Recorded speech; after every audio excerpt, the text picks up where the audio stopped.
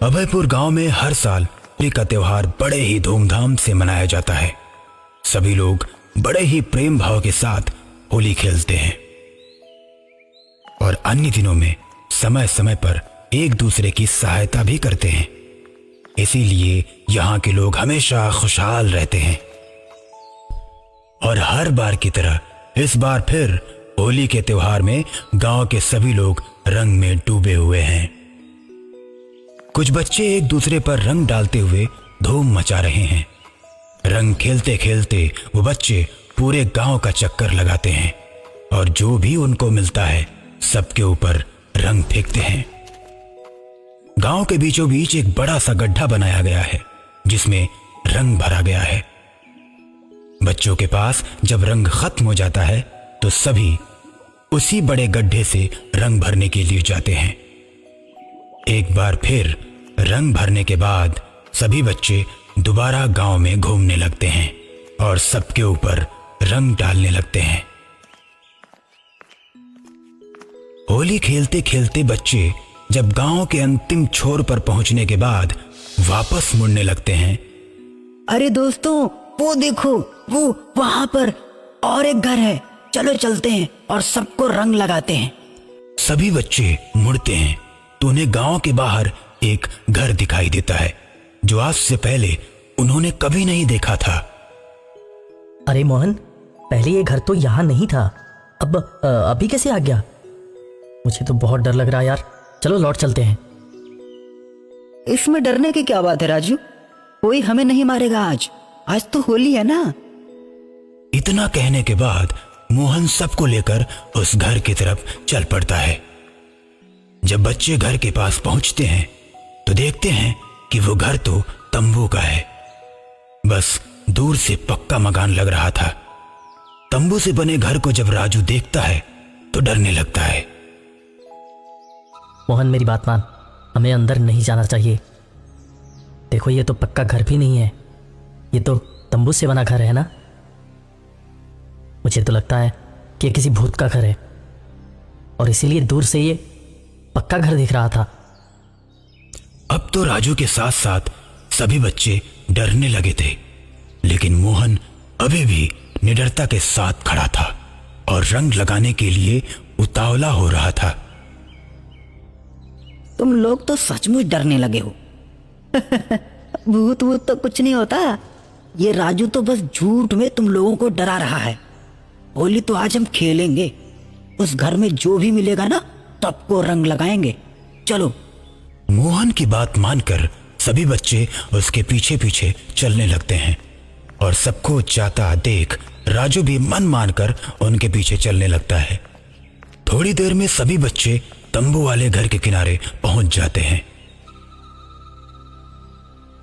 दोस्तों, अब तो अपनी पिचकारी तैनात कर लो, हम सब घर में घुसते ही सबको नहला देंगे और फिर भाग चलेंगे। ऐसा कहकर मोहन शांत होकर घर में घुसने लगता है जिससे किसी को पता न चले। दोस्तों, शोर नहीं मचाना, आराम से आओ, नहीं तो सबको पता चल जाएगा। सभी बच्चे मोहन की बात को मानकर शांति से अंदर जाने लगते हैं, लेकिन राजू एक बार फिर मोहन को मना करता है। उसे अभी भी लग रहा है कि इस तंबू वाले घर में कुछ न कुछ गड़बड़ है, क्योंकि कल जब वो अपने पापा के साथ हॉस्पिटल जा रहा था तो उसने यहाँ कोई घर नहीं देखा था। दोस्तों, अंदर मत जाओ, मुझे तो डर लग रहा है। अगर हमें कहीं कुछ हो गया तो हमारे मम्मी पापा बहुत ज्यादा परेशान हो जाएंगे।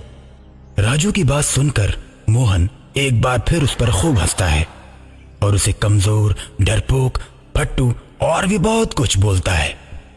और अब धीरे धीरे सभी बच्चे मोहन की हाँ में हाँ मिलाकर राजू का मजाक उड़ाकर उस पर हंसते हैं। राजू को यह बात अच्छी नहीं लगती, अब उसे गुस्सा आ जाता है। मोहन, मेरा मजाक मत उड़ाओ, मैं डरपोक नहीं हूं, मैं समझदार हूं। अब मुझसे मेरी बेइज्जती बर्दाश्त नहीं होती। चलो, कहाँ चलना है? राजू की यह बात सुनकर मोहन खुश हो जाता है और सब अपनी पिचकारी को लेकर दबे पांव घर के अंदर जाने लगते हैं। घर के अंदर जाने पर उन्हें घर खाली मिलता है। सभी बच्चे इधर उधर देखते हैं लेकिन उन्हें कहीं कोई दिखाई नहीं देता। अब मोहन राजू की ओर मुड़ता है और उससे बोलता है, देखा राजू, तू तो बोल रहा था कि ये तो भूत का घर है, लेकिन यहाँ तो कोई नहीं। मोहन यार चलो यहाँ से, चलो चलते हैं। जब यहाँ कोई है ही नहीं तो हम किसके साथ रंग खेलेंगे। अब सभी बच्चे घर से निकलने लगते हैं। जब वो दरवाजे के पास पहुंचते हैं तो उन्हें दरवाजा बंद मिलता है। दरवाजा बंद देख राजू जोर जोर से चिल्लाने लगता है। देखा, मैंने बोला था ना कि ये किसी भूत का घर है, लेकिन तुम लोग नहीं माने। ये भूत हम सबको मार के खा जाएगा। हाँ राजू, भूत हम सबको मार कर खा जाएगा। अब हम घर कैसे जाएंगे? तभी दरवाजे के पीछे से भयानक आवाज आती है और सभी बच्चे डर जाते हैं। राजू जोर जोर से चिल्लाने लगता है। तभी मोहन राजू को याद दिलाता है कि यह तंबू का घर है और हम सब इसे मिलकर फाड़ सकते हैं और बाहर निकल सकते हैं। राजू जब यह बात सुनता है तो तुरंत तंबू को फाड़ने के लिए आगे बढ़ता है। राजू को आगे बढ़ता देख सभी बच्चे उसके पीछे पीछे बढ़ने लगते हैं और सबसे बाद में मोहन जाता है।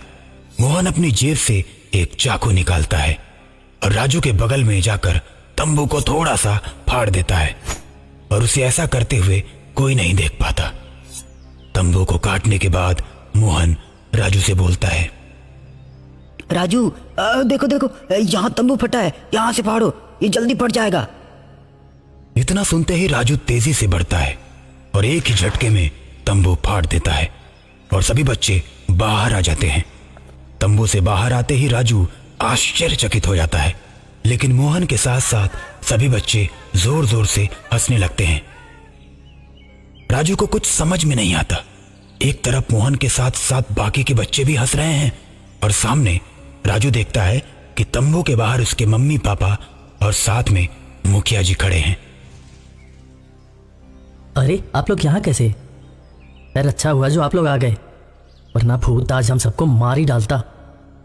राजू की बात सुनकर सभी लोग हंसने लगते हैं।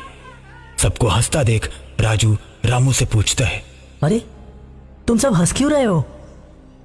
अरे बुद्धू, ये सब मुखिया जी का ही किया हुआ है। यहाँ कोई भूत नहीं है। उन्होंने तो बस तुमको निडर बनाने के लिए तंबू के घर में पहुंचवाया था।